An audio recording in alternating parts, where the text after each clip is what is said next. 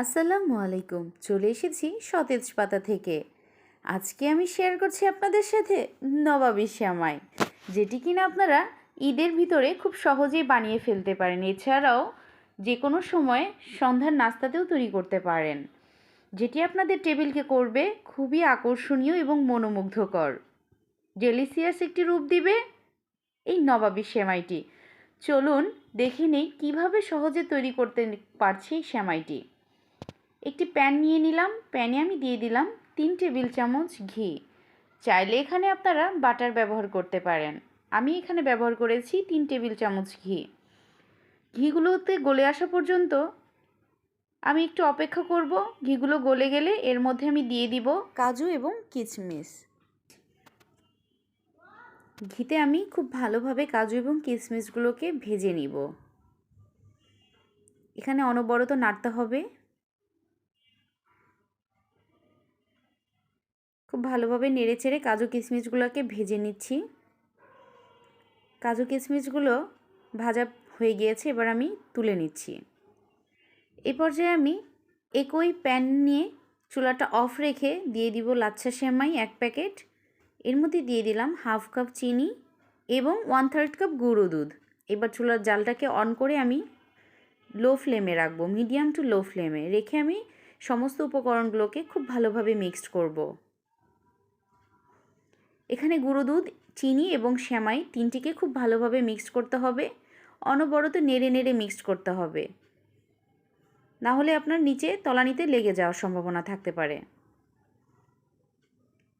ভেজে ভেজে ঘিয়ে ভাজা সেমাইটাকে একদম মচমচা করে ফেলতে হবে।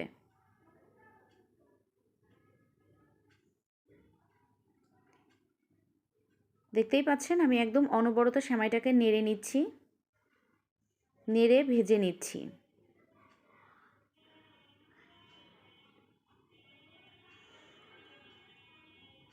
এখানে একটু ধৈর্য সহকারে করতে হবে।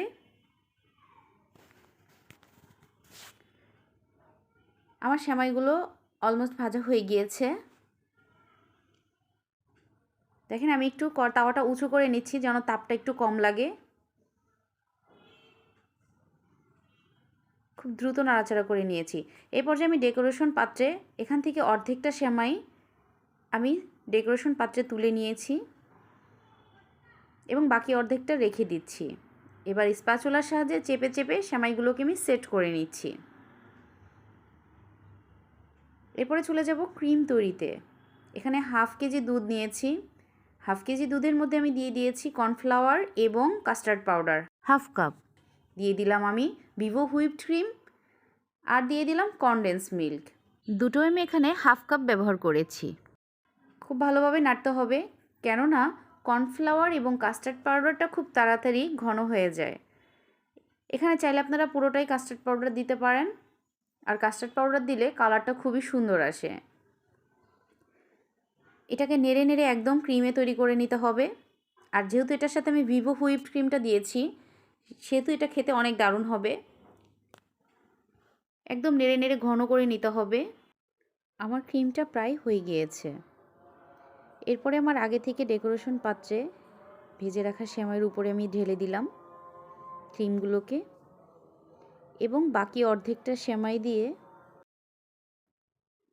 ক্রিমগুলোকে ঢেকে দিব। সেমাইগুলোকে দিয়ে আমি সমস্ত ক্রিমগুলোকে ঢেকে দিচ্ছি।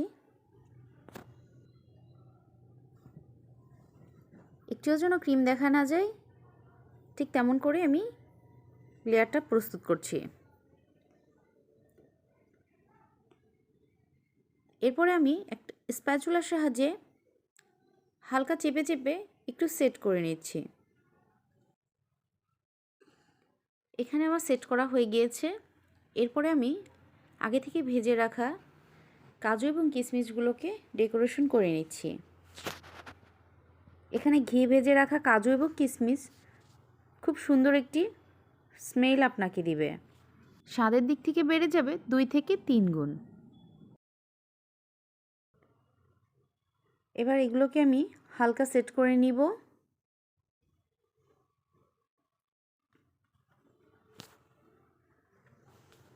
সেট করে আমি ঘন্টাখানেকের জন্য ফ্রিজে রেখে দিব। খেতে একদম দারুণ অসাধারণ লাগবে। আমি এটা 2 লেয়ারে তৈরি করেছি, চাইলে আপনারা 3 লেয়ারেও করতে পারেন। ঠান্ডা ঠান্ডা পরিবেশন করব নবাবী সেমাই। আমারটা খেতে কিন্তু খুবই দারুণ হয়েছে। আপনাদেরটা কেমন হলো আমাকে অবশ্যই জানাবেন। এমনই অন্য কোনো রেসিপি নিয়ে চলে আসব অন্য কোনো সময়। অবশ্যই সাথে থাকবেন। থ্যাংক ইউ সবাইকে।